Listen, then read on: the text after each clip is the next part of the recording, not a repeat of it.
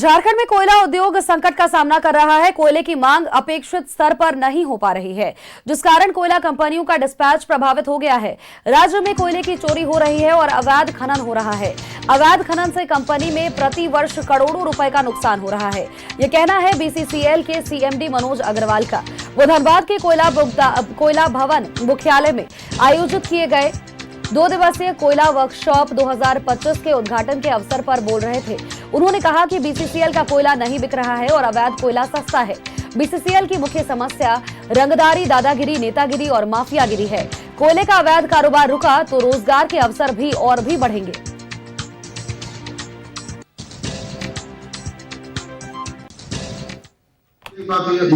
और है कि कोयला हमारा बिक नहीं रहा है और उससे सस्ता इलीगल माइनिंग वाला कोयला बिक रहा है। ये सब आपके बिजनेस व्यापार, मुझे लगता है कि बहुत लोग इसमें हैं, कोयले के व्यापार से जरूर इसमें।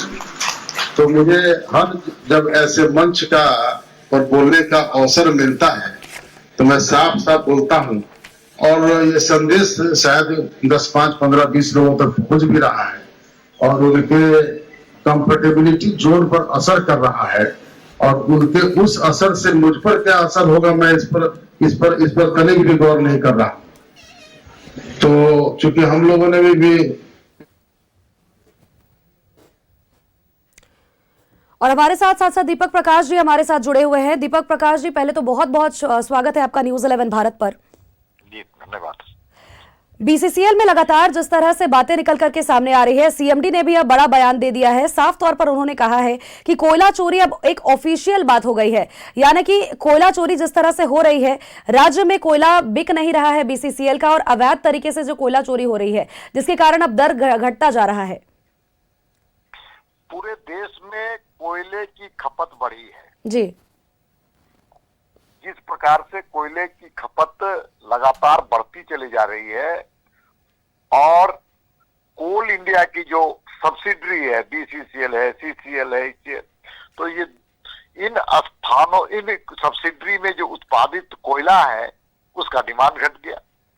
इसका सीधा और सीधा अर्थ है कि कहीं न कहीं पूरे दाल में काला है और ये अवैध कोयले के माध्यम से कोयले की आपूर्ति का ये मामला है। क्योंकि जो जानकारी है वो 600-700 ट्रक प्रत्येक दिन यहाँ से निकलती है। पूरे झारखंड से 600-700 ट्रक अवैध कोयले निकलती है। अब अवैध कोयले निकलती है तो उसके लिए जिम्मेवारी तय करना होगा केंद्र और राज्य की सरकार को। राज्य की सरकार को तय ये करना है कि कानून व्यवस्था उसके हाथ में है। इलीगल माइनिंग और उसके बाद उसका ट्रांसपोर्टेशन, ये दोनों मामले सामने आते हैं। इसलिए जहां तक सीएमडी साहब का जो बयान है वो स्वीकृति में है कि हाँ, यहाँ पर कोयले की चोरी हो रही है, अवैध इलीगल माइनिंग हो रहा है और अवैध इलीगल माइनिंग से, अबैंडन्ड माइन से ऐसे कई लोगों की मृत्यु हो जा रही है। कई लोग मर जा रहे हैं, उसको कोई सूद लेने वाला नहीं है, उसको कोई कंपनसेशन नहीं होता है, कोई एफआईआर नहीं होता है। जहां पर मानव संसाधन की स्थिति दयनीय है, कोयले के उत्पादन से राजस्व को नुकसान हो रहा है, गवर्नमेंट ऑफ इंडिया और स्टेट गवर्नमेंट को रेवेन्यू नहीं मिल रहा है। एक तरफ झारखंड की सरकार कह रही है कि हमको पैसे की कमी है, खजाना खाली है, तो दूसरे तरफ खनिज संपदा की लूट के माध्यम से ये पूरा चल रहा है। एक माफिया है, एक ग्रुप है, एक सिंडिकेट है और इसीलिए सीएजी का भी रिपोर्ट अभी आया है और सीएजी की रिपोर्ट ने बताया है कि किस प्रकार से माइनर मिनरल्स हो, चाहे माइनर मिनरल्स में भी रेवेन्यू घटा है और मेजर मिनरल्स में भी रेवेन्यू घटा है। कोयले का अगर उत्पादन बिक्री नहीं होगा तो क्या होगा, उसका राजस्व नहीं प्राप्त होगा गवर्नमेंट ऑफ झारखंड को भी। इसलिए राज्य की सरकार को देखना है कि कोयले की चोरी रखे। कुछ चंद पदाधिकारी और चंद नेताओं के आर्थिक संपन्नता के कारण राज्य की आर्थिक बदहाली क्यों हो? कुछ अफसर लूट रहे हैं, खा रहे हैं, कमा रहे हैं, कुछ राजनेता, कुछ नेता पैसे कमा रहे हैं, लेकिन राज्य के राजस्व को कितना नुकसान हो रहा है ये चिंता का विषय है।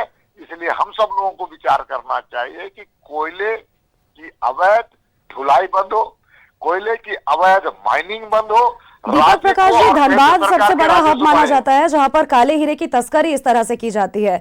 एक तरफ जहां पर देखिए राज्य सरकार केंद्र पर निशाना साध रहे, केंद्र सरकार राज्य सरकार को इसका दोषी करार दे रहा है, लेकिन बात यह भी निकल करके सामने आ रही है, अगर हम बात करें तो देखिए इस पर लगातार नकेल कसा नहीं जा रहा है, चाहे आरोप प्रत्यारोप का दौर लगातार चल रहा है, तो बड़े पदाधिकारियों के शह के बिना ये होना संभव नहीं है।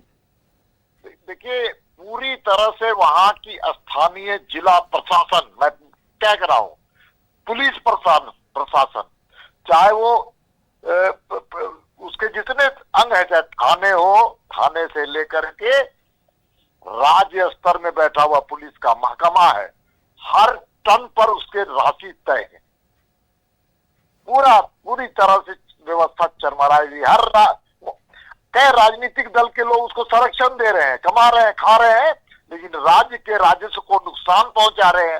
राज्य की बदहाली के लिए अगर कोई दोषी है तो चंद अफसर है, और मैं तो मांग करता हूं ऐसे अफसरों को नकेल राज्य की सरकार भी करे और केंद्रीय जांच एजेंसी सीबीआई और ईडी इनके पूरे खानदान के आर्थिक जो संबंधता है उसके बारे में जांच करे। कैसे पदाधिकारी जेल जाते हैं, फिर लौटते, फिर उनको पदस्थापित कर दिया जाता है। ऐसे कई पदाधिकारी है जिनको इन स्थानों पर रख करके एक सीएनएफ की तरह उनसे केवल पैसा उगाही करके वो पैसे कहां कहां जाते हैं, ये भी एक जांच का विषय है। इसलिए पूरी तरह से इसकी नकेल कसने की जरूरत हो, और ये सवाल नहीं है कि राज्य और केंद्र का, ये सवाल राज्य के बदहाली से बचाने का है। इसलिए हम सब लोग मिलकर के इस अवैध कोयले की लड़ाई लड़नी चाहिए। जी, बहुत बहुत शुक्रिया दीपक प्रकाश जी, तमाम अपडेट्स, तमाम जानकारियों के लिए।